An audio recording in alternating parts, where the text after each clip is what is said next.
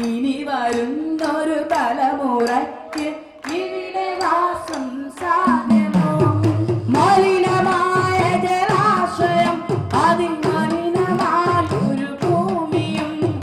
മലിനമായ ജലാശയം, അതിമലിനമായൊരു ഭൂമിയും. പെണ്ണിന് പാടാനും പറയാനും വിലക്കുകൾ തീർക്കുന്ന കാലത്ത് അത്തരം വിലക്കുകൾ പൊട്ടിച്ചെറിയാമെന്ന മുദ്രാവാക്യവുമായാണ് ഞെരളത്ത് ഹരിഗോവിന്ദന്റെ നേതൃത്വത്തിലുള്ള കലാശ്രമം പെൺപാട്ട് എന്ന പരിപാടി സംഘടിപ്പിച്ചത്. പുള്ളുവൻ പാട്ട്, മാപ്പിളപ്പാട്ട്, നാടൻപാട്ട് തുടങ്ങി വിവിധ സംഗീത ശാഖകളിൽ പാടിത്തെളിഞ്ഞ 82 ഗായികമാരാണ് പെൺപാട്ടിനെത്തിയത്.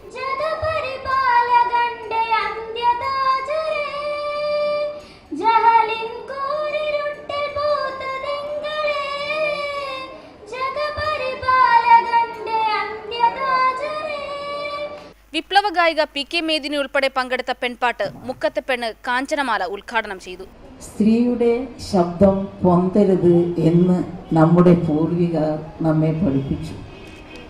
സ്ത്രീക്ക് പാടാൻ പാടില്ല, ആടാൻ പാടില്ല, പ്രണയിക്കുവാനും പാടില്ല.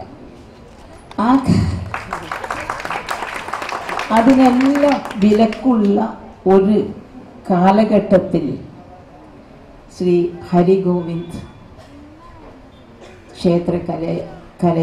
ക്ഷേത്ര സംഗീതത്തെ തന്നെ പുറം ലോകത്ത് ജനകീയമാക്കി മാറ്റുന്ന ഈ വേദി ഒരു തീക്കാറ്റടിക്കുന്നതല്ലാതെ എന്താണ് ഞാൻ ഇതിനെ പറയേണ്ടത്?